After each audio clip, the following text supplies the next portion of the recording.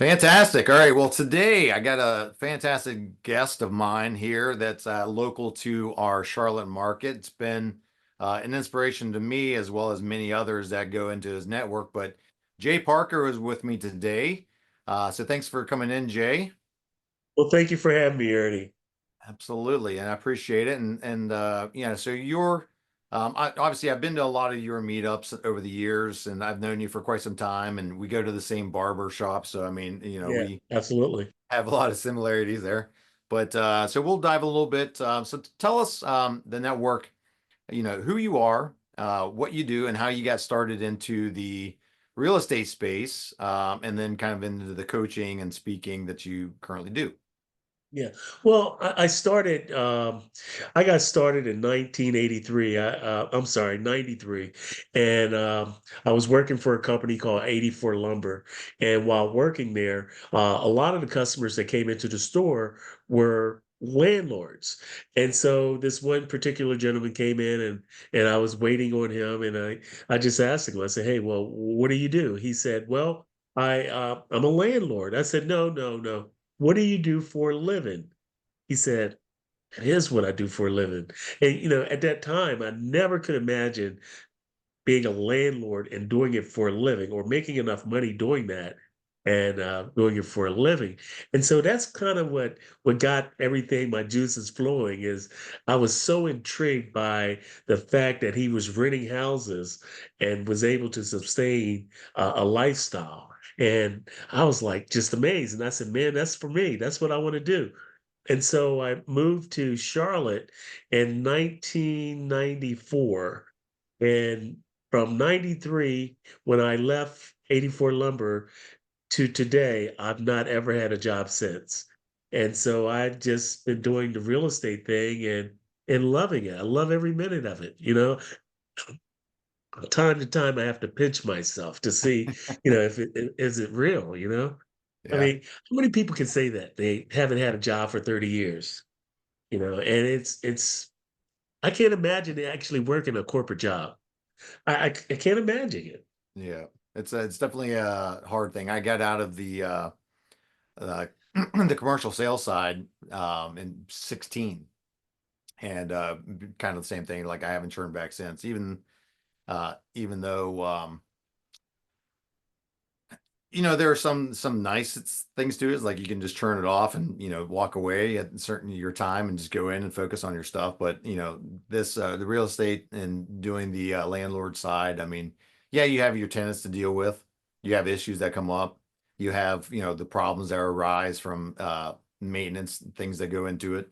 Occasional police calls and that come in. But I'm sure you have quite a bit of stories over your almost 30 years of investing. What so you started out landlording and that's kind of where you got into. So you moved to Charlotte and from that point on after 84 Lumber, like tell us your little story of where you started, like how many what did you start with? You buying one? What was the premise behind your growth? Yeah, so initially we bought one property, a single family house, and was renting that property out with Section 8. Section 8 was the thing that I was doing when I initially got started. And Section 8 was going okay, and we were making decent cash flow. And I have no real conception of what decent cash flow was at that particular time. So I think we were making $400 or $500 a month in cash flow. And so we're doing that. And then I guess probably 3 months later, I bought another property from the same particular realtor. And so then I had two properties. And my goal was to get $1,000 passive income. And it was, hardly no time before I was able to achieve that. And so I was just like on top of the world then. I was, this is early 90s, early mid 90s. Just to put it in perspective, they didn't have credit scoring for the credit report at that time. So, some people think they had that forever, but no, they didn't have it then. And there was a lender that this one guy named Horace that I came in contact with, and they were doing loans on properties. If it was 70% of value, they would do the loan. So if the property, they didn't care about the lates and none of that stuff. If the property was just 70, if the loan was 70% of value, they would do it. And so that was amazing to me. And so then I started refinancing and pulling the cash out and then just continuing to buy more properties. And so I started in doing a lot of foreclosure stuff. And so with the foreclosure, I could very easily go in and buy a property from somebody that was in foreclosure and it was 70% of value. I could refinance, pay off the loan, and also pay them and then acquired the property. So I kept doing that over and over and over and over. And then I started, accumulating a lot of properties at that point. And Section 8 was my go-to at that time. And so with that, I was doing Section 8, and then I was like, okay, how can I increase my cash flow? So then the need for Section 8 kept growing to where they needed like 4 bedrooms and even some 5 bedroom unit because the dynamics of the family was starting to change. And so, where the grandparent was moving in with the Yeah. family, and Yeah. so they needed more bedrooms. So I started capitalizing off of that. And so then I started making about $1,000 um, per month cash flow per property. And so that was, how I was doing that. And I liked that and still wasn't satisfied. I still wasn't, the $1,000 a month was good, but I just knew it had to be something better. And so then, today I do something they call communal living. And that concept has just been a game changer. So communals I don't do personally. I know that you do, and in the story behind it, and a lot of people probably listening don't necessarily understand what the communal living is, other than communal, right? Like there's a bunch of people together. So elaborate on that a little bit more. Like how is that something that Section 8 is also kind of involved in when you're doing with these communals, or Well, is no, this Section straight? 8 Section 8 here in Charlotte has not moved to that model, but in some of the other states, they are doing Section 8 rentals with the communal. So the communal is I rent by the rooms basically. I take a 4 bedroom, 5 or 6 bedroom unit, and then I would rent that by the room. And so when I do that, on average, a 4 bedroom unit will make us somewhere in the neighborhood about $55,000 a year, and that's gross. A 5 bedroom somewhere around 72 to 75,000, and then a 6 bedroom would gross somewhere around $85,000. And Fantastic. so I mean, I don't know anything else that can compete with it. With And it. it's just a magnificent tool that help us to get to where we're trying to go. So I would assume most of those scenarios are individuals that are just looking to rent a room for a period of time, right? Right. I rent by the week. All of my rentals are weekly or bi-weekly or however you get paid. If you get paid twice a month, then it's twice a month. If it's monthly, then it's monthly. But everything is based on a weekly basis. So for example, if somebody was paying $200 a week and they get paid every 2 weeks, then I would multiply that by 4.33, that weekly rate by 4.33, and then multiply that by two, and that's what their weekly rate would be. And I do the same thing for a monthly figure if somebody was getting paid monthly. So it would be times 4.33, and that would be the monthly factor. And so I do that because Okay. most people have not, when I ask this question, I know you have rentals, right?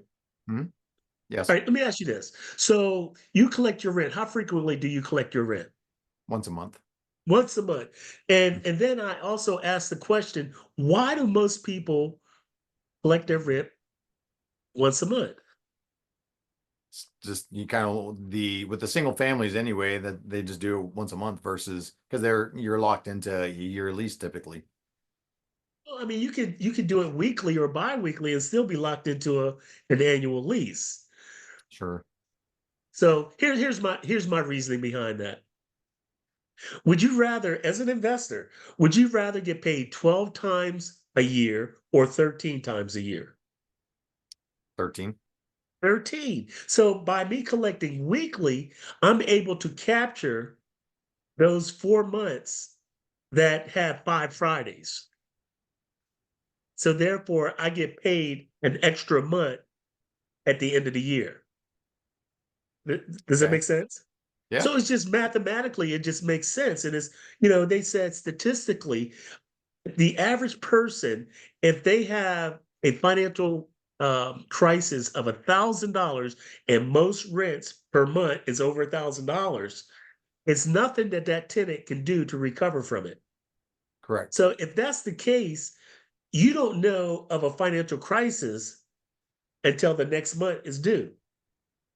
Whereas if I'm collecting weekly or biweekly, I have greater insight on when that crisis has happened, and then I can modify or I can mitigate that loss or that situation. So it gives me a Nice. lot more control of that situation, and then I can mitigate that by maybe saying, okay, pay a payment and a half, or there's things I could do to work that out. Right. So Yeah. are these tenants, are they doing like direct payments? Or are they doing like now Cash Apps and the Venmos and Yeah, all well, that? I Or have the software that I use, they go to the software and they pay with their credit card or their debit card, or they can set up an ACH, which, every week or bi-weekly, it automatically comes out of their account. nice. Okay. The and that's phenomenal insight right there. See the I think many people what they do is you're limited by your knowledge, right? And so that's kind of why it's very important to kind of get out there and network with people like yourself and get into your networks and really just expand the knowledge side because now it's like wow, I could do that differently. But now with you also doing it weekly, um and maybe you have to correct me more on this. So with the tenant landlord scenario and the lease option, with the leases that's doing it for the year, with you doing it weekly, doesn't that get you into like the hospitality hotel kind of No, not at all. with So, evictions and stuff too? because I do it weekly, then the advantage for me doing it weekly, I only have to give a 2-day notice. Whereas if you're doing a monthly, you have to give a 7-day notice. Mhm. A 7-day notice. So I only have to give a 2-day notice. I still have to follow the same procedures that you do to evict, but our eviction is I think we may have had one or two evictions, and those two evictions that we had was so that they could get qualified for ramp or one of the programs, funding programs. So it wasn't like a eviction per se, you know. Okay. And so here's the other myth too. A lot of people think because I've rent weekly, they think that I have a tremendous number of turnovers, and that's so far from the truth. Our average stay is about 4.5 years. I have one lady that's been with me for 9 years. Wow. And just paying weekly or bi-weekly. Yeah, she pays bi-weekly. So it makes sense, and we implement certain things in there that helps them and it helps us as well. We do Yeah. something called a rent lock, and in the rent lock, when they come in, I say, "Hey, well, listen, would you be interested in our rent lock?" And they say, "Well, what's a rent lock?" I said, "Well, we'll guarantee that your rent will be locked for the next 3 years. It won't increase for the next 3 years." And people say, "Oh yeah, I'll do that." So what happens? I'm saving them money by by locking their rent for 3 years, right? Now along the way, what's going to happen? They're going to get increases. They're going to get a cost of living increases. They're going to get increases. Might get a promotion or whatever the case might be. There's something called the Parkinson law of money, and the Parkinson law of money suggests expenses rises to the level of income, which means the more money you get, the more money you're going to spend. And so that's what happens. And so people end up staying for longer periods of times than they anticipate.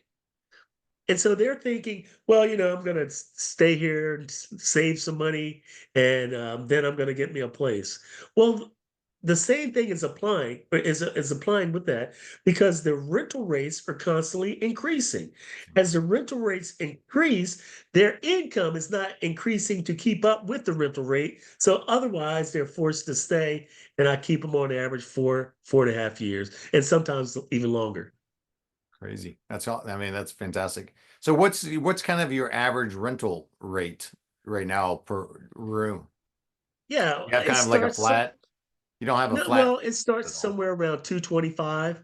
225, it goes up to like 295.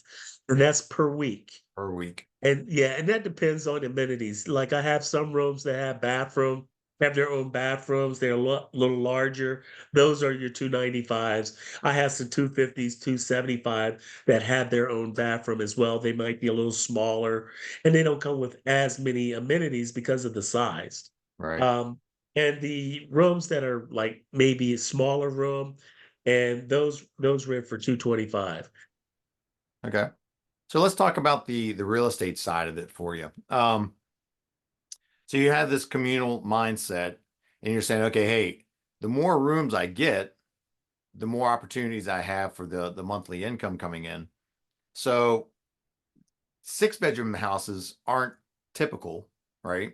So are you doing a lot of like modifications to these houses that you're buying to create that 6 bedroom or that seventh bedroom, or are you trying to find more multifamily under one roof and then do things that way? Or what's kind of the business model that you go after when you're looking for real estate? Well, when we're doing it, we do modify them. So it's not like I have never bought a 6 bedroom house, never bought a house that was 6 bedrooms or 5 bedrooms, or, all those we modify to make that.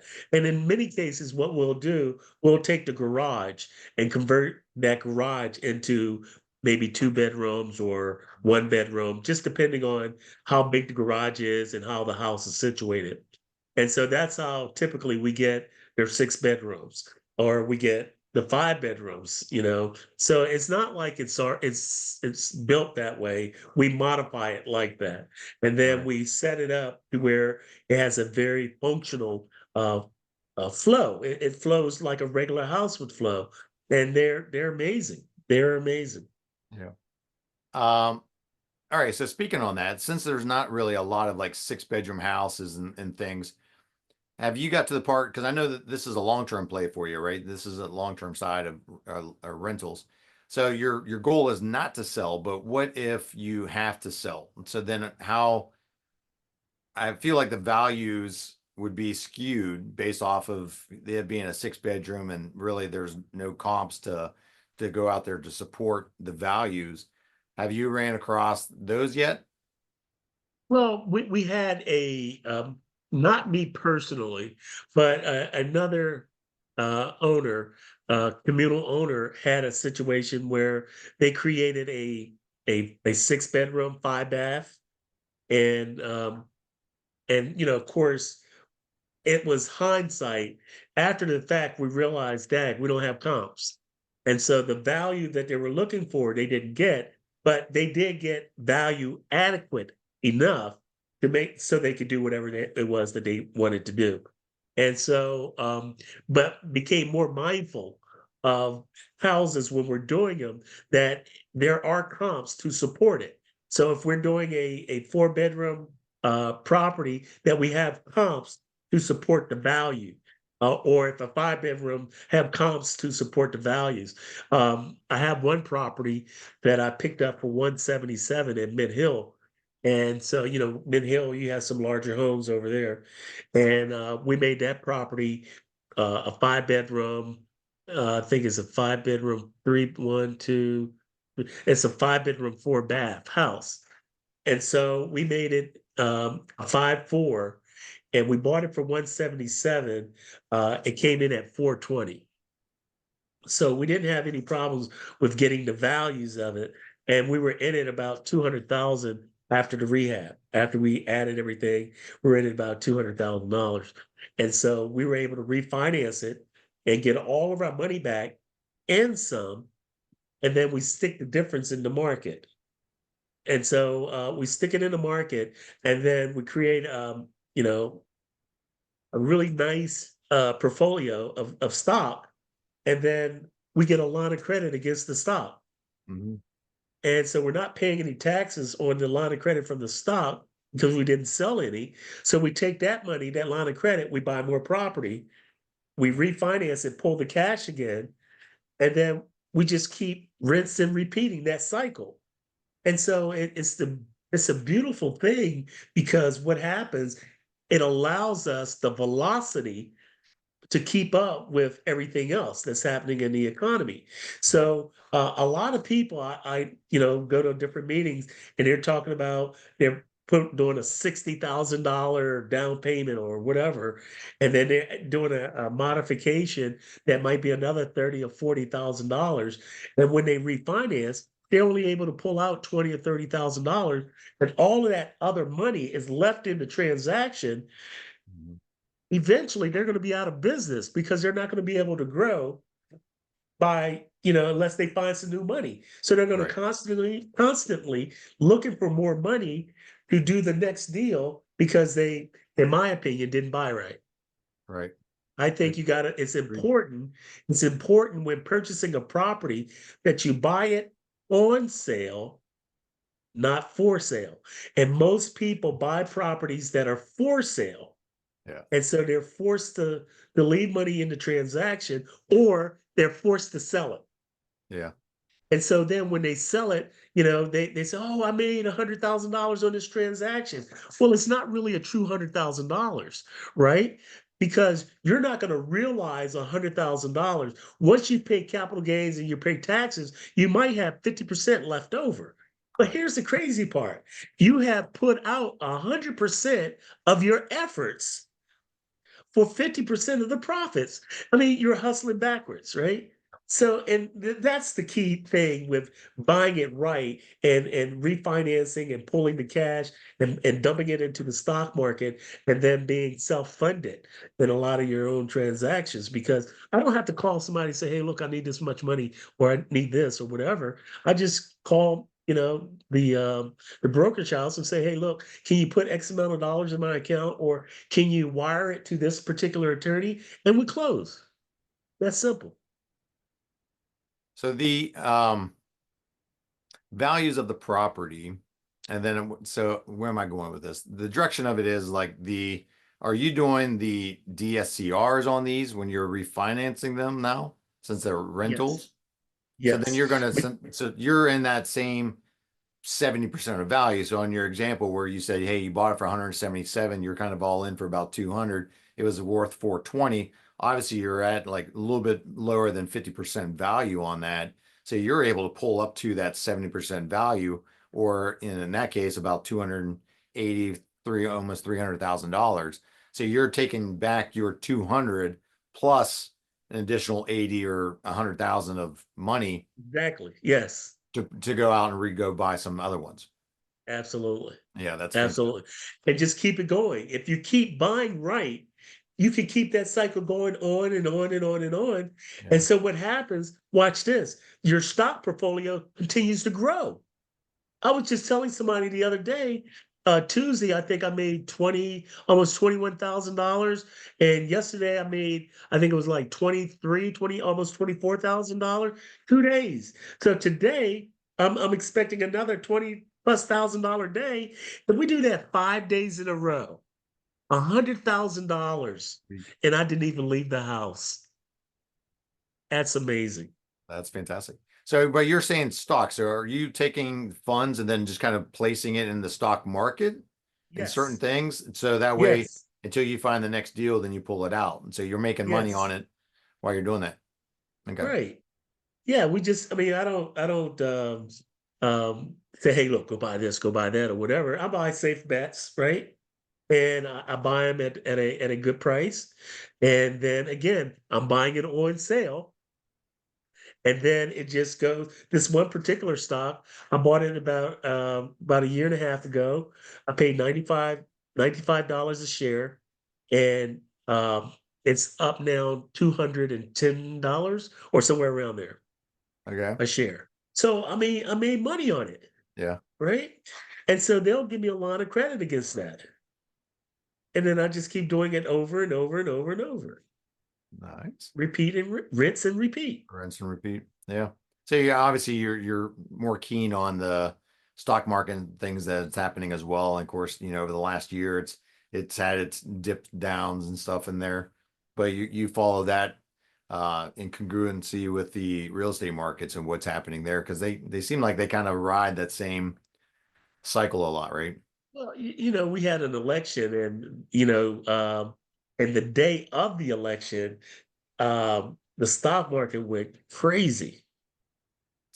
Yeah. And hey, I took advantage of that, right? Yeah. And so just think what's going to happen at the beginning of the year, around the 20th inauguration. I mean, it's gonna shoot to the moon, Yeah. and I just want to be there, be in position to take advantage of it. Well, what's some golden nuggets that you can? Well, I mean, these are tons of golden nuggets that you've already given us so far. But in the stock market, because now this is a different segment, what golden nuggets would you say, hey, those are the ones that, because of the presidential things, like what would be some of those that you say these are ones that you want to look out? Well, I have one that I really it's my flagship, right? And it's been deregulated, but I believe before long somebody's gonna pick it up. And this particular stock is autonomous trucking. And autonomous trucking Sure. is where where the trucks don't have a man in there. They're being guided by uh Computer. yeah, computers. And so I think that's going to be the way. Amazon needs it. UPS needs it. Walmart needs it. Um, all of them need that. FedEx, everybody needs it. And so it's just a matter of time. And I'm just sitting back waiting. And I mean, the boat is loaded. I Oh promise yeah. you, it's loaded. So I can't wait. I had this one stock that this guy was sharing with me, and I bought it, and I bought 100,000 shares of it. And I woke up one morning, it had gone up to $5.20. And I had a big smile on my face. I was calling everybody I knew. It was a reverse. It had a reverse split. And Uh, so it wasn't what I thought it was. So, but at any rate, it works out. I think it's a way to keep your money working. yeah. Leaving your money in an account somewhere. And I mean, don't get me wrong. I do have a little money in the account that I operating money, Yeah. but most of the money is working. And Yeah. so you got to keep your money working. What I tell people, it's financial procreation. You want your money having babies. And Yeah. so We always call it the Fagoo babies. So when we're what do you in call it? when we're in well, JT Fox's group that I belong to, they always call it the Fagoo. The money's the Fagoo. So when your Fagoo goes out and comes back, you wanting to make Fagoo babies, so it keeps procreating like you're talking about. Yeah, So yeah, yeah, yeah. yes, So, we're financial farmers, and that's what I do, man.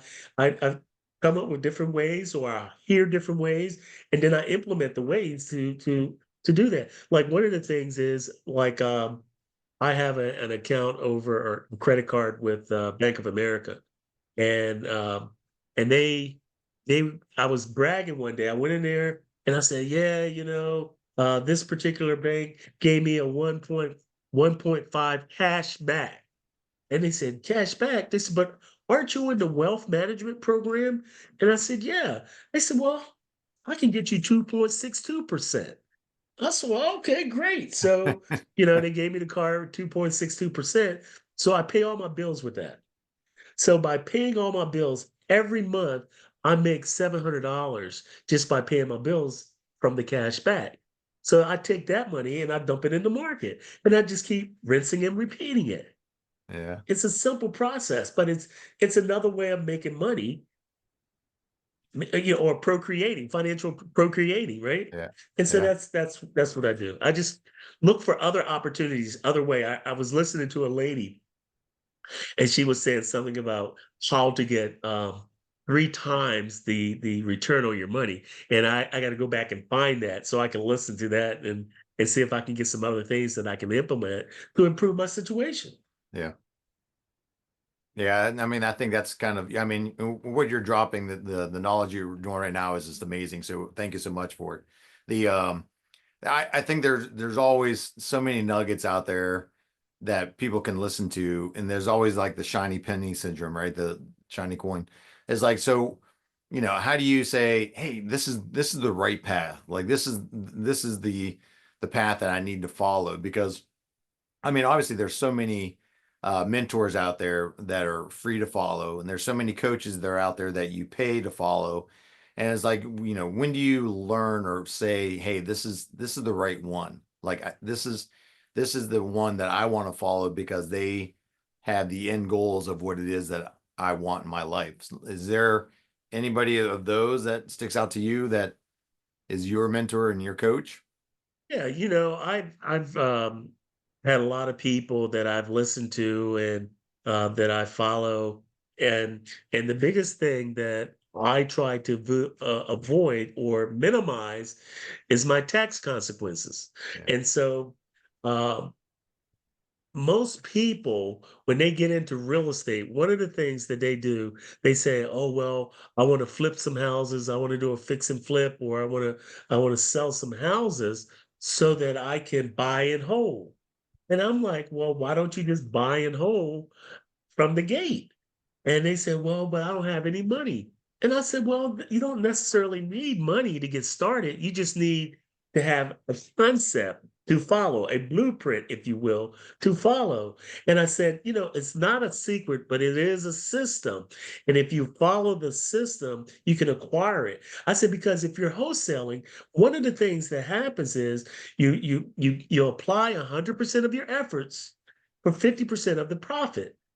And then I don't know many wholesalers that have retired as a successful wholesaler. Have they had some success? Yes. Yes. But they eventually went to buying and holding or Yes. something of the sort. So why not do that from the gate? Why not? How many times you've had a wholesaler saying, "Man, I wish I had kept that house. It's worth this much money now." Or, "I built this house, I sold the house, now it's worth this much money." Why did you keep it?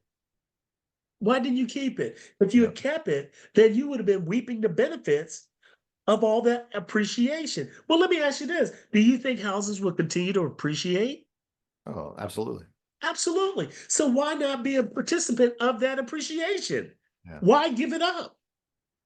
Well, I So think, it yeah, has to make sense. And so yeah, that's where I share, a lot of people that I coach, I'll ask them, I said, "Well, what is it that you want to do?" And they'll say, "Oh, I want to leave this to my children, kids. or I Yeah. want to, create uh, a legacy for my family." Well, a legacy, I said, "Well, can you leave your job to them?" And they're like, "No, I can't leave a job." I said, "Well, that's the same thing. You can't leave a wholesale deal to somebody. Right. You have to create something. You have to have an ownership interest in something in order to leave it behind. Right. And so that's the key. You got to own. Just like you hear have a lot of people that do stock options. You Hmm. own nothing. You just have an option on it. Yeah. You know, but the stock that I own, I can hold that, and it's going to continue to go up in value, right? Because the stock market is designed to do what? To increase in It value. can increase. Yeah. I mean, Yeah. so be a participant in that by owning some of it. Yeah. No, that's So fantastic. Well, I know we're getting on time side for you, but is there any last nuggets, anything that you want to drop off, or how can people get a hold of you or become a part of the J Parker's network? Yeah, well, they can do that on Facebook group. It's the J Parker Network. You can go there and you can DM me there if you have any questions. Or we have this thing called the Rise and Grind that we do every day at 5:30. We get out and walk, and we walk about 5 miles, and we talk shop. And it's we've been doing that for 9 years, as a matter of fact. And it's Wow. it's it's one of those things where it develops discipline, Yeah. you know, because most people will conform to what the body suggests it should do. And oh God, the bed feels so good, I'm gonna stay here. And so the body overrules the head. But then you have to get to a point where you're exercising your will. And then as you exercise your will, it becomes easier to get up and to overrule the body and to get out there and make things happen. And you can take that with you in any aspect of your life and developing that discipline and will. Yeah. So, it's a good thing. And I use it for other barometers because I used to meet with a lot of people and they say, hey, can I take you to your favorite restaurant? Can we meet for dinner or whatever? And then I was like, okay. And Ernie, I go to bed relatively early. And so I would make time for them and I would meet them maybe 7 o'clock or whatever at a restaurant. And I would see them maybe a couple years later or 6 months later. I say, hey, what are you doing? How's things going? Oh man, I'm doing the latest multi-level marketing thing or whatever. So they wasted my time. So Yeah. I tell them, hey, meet me 5:30 in the morning. I'll be there. And so, we can meet there. If they show up, fine. If they don't show up, it's fine. I'm going to be there anyway. That's what Yeah. I do. So it's one of those things where if they're interested, they'll come. If not, then hey, they want Yeah. it if it's easy. Yeah. Well, that's Yeah. kind of like the same thing with the networks that we, all the hosting that we do at some of these local events and stuff is all, hey, here it is. We're going to go through a lot of content. We're going to go through a lot of networking, just having the interactions with the people, building your network. And really, it's because you don't know who you're going to meet and do all that. So, is this showing up? That's the primary thing. You have to show up, put the best foot forward, learn, and just be open to learning and applying yourself. And I think that's the largest thing with that all. Like you said, people just get comfortable. It's like, oh, it's Thursday night, it's 5:30. Like, do I want to go to that 6 o'clock meeting? Nah, like I haven't eaten yet, So they get into making excuses versus just saying, hey, I'm gonna go. Like I gotta go. Like it's part of, the part of what you need to do, right? It's changing that mindset. But you know what It's- also I use that for is to see the heart of the person. oh, And so what happens is like when we were growing up, we used to play different sports and we would have a captain or you would choose a team. And when you chose the team, you chose the team for the purpose of running the court or winning at whatever you're doing. And and it was based on that person's ability. mhm. You knew this person was pretty good doing this or they could do this. And so you select your team accordingly. But in life, once we get older, we don't really choose people based on that. We choose people based on we like them. Yeah. He's a good guy. He's telling me he wants to do something, you know, and then they don't do anything. But when you come out there at 5:30 in the morning and it's not a flat surface, so you're going uphill, downhill, uphill, so it tells me something about the character of that person. If that person is going up a hill and they say, "Oh, I can't make it. I can't make it. I can't make it." What if we're in a deal and all deals It's aren't tough. easy? Yeah. So are they going to say, you know what, this deal just too hard. Let's just throw in the towel. No, keep Yeah. going, keep going. So it's that type of thing. It's more than just a walk. Most people's are, I'm not going to do it, or I can't do it, or they want to give up. Then I mean, that might not be a person that you want on your team. Yeah. So it's it's a 100%. it's a way of actually determining um, the heart of the person. Is Yeah. this somebody you want to invest your time? I tell people, look, I'll push as hard as you push. I can't push harder than you, but I'll push as hard as you push. And I think that's a fair assessment. Yeah, indeed. Well, Jay, I appreciate your time and coming on and sharing your knowledge and I can have you back on and love to talk more with you on this. And obviously, I see you at the local meetings and all when you're out, not past your curfew. The So, love to see you at these meetings, and thanks for coming on to the Ernest Net Podcast Network, and just really sharing your intuition of how you grew to where you're at today, and I'd love for everybody to be able to reach out to you on the Jay Parker Network on the Facebook group, get connected. Brilliant guy, can't go wrong. So, Jay, thanks for your time today and jumping on here. Well, thank you, Ernie, for having me on the ESN network. I really appreciate it. And look forward to seeing some other stuff you do, buddy. Absolutely, I appreciate you. All right, we'll see you.